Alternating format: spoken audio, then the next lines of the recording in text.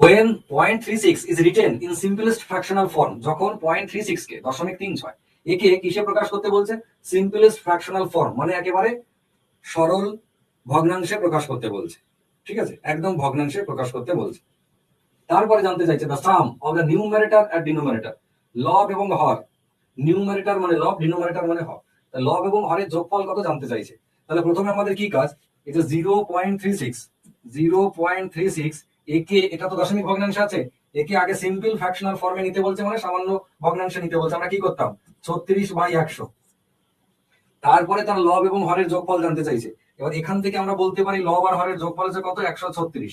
যখনই 136 করে দেব, তখনই এক্সামিনার আমাকে এটা কেটে শূন্য বসিয়ে দেবে। কেন? কারণ ওটা কখনোই 136 নয়। এরপর আমাদের কি করণীয়, এই যে 36/100 এটা কিন্তু ভগ্নাংশ নয়। ভগ্নাংশ মানে যাকে কেটে কুটে সব থেকে ছোট করা যায় সেটাই হচ্ছে ভগ্নাংশ। মানে ওর থেকে আর ছোট হবে না, সব থেকে ছোট হচ্ছে ওইটা, বুঝে গেল? তাহলে যে 36 আর 100 কাটাকাটি করলে কত হবে? কাটাকাটি করলে 4 9 36, 4 25 100। দেখুন 9/25, এইটা হচ্ছে ভগ্নাংশ অরিজিনালি। এইটাকে বলে ভগ্নাংশ। ভগ্নাংশ মানে, ভগ্নাংশের ডেফিনেশন আছে যে অ্যাকচুয়ালি কাকে আমরা ভগ্নাংশ বলবো। 36/100 কি তাহলে ভগ্নাংশ নয়? না, 36/100 ভগ্নাংশ নয়। ভগ্নাংশ হতে গেলে তার লব এবং হর পরস্পর মৌলিক হতে হয়।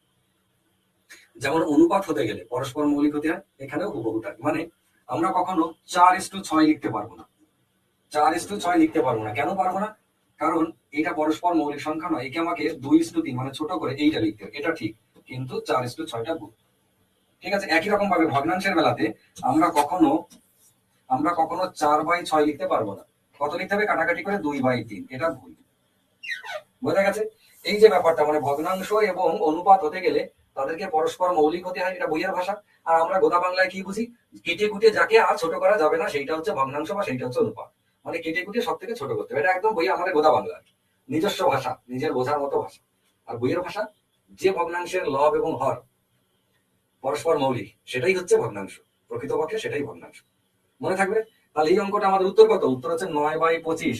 এবার 9/25 যখন হলো, তখন তার ফাইনাল উত্তর কত? 9 আর 25 যোগ করলে, যে এইটা, এই দুটো যোগ করলে কত হয়? 34। তাহলে ফাইনাল উত্তর অনলি 34। কত? Only 34, option D. ভুল করেও যেন অপশন এ তে দাঁড়িয়ে দিয়ে দেবেন না। ঠিক আছে?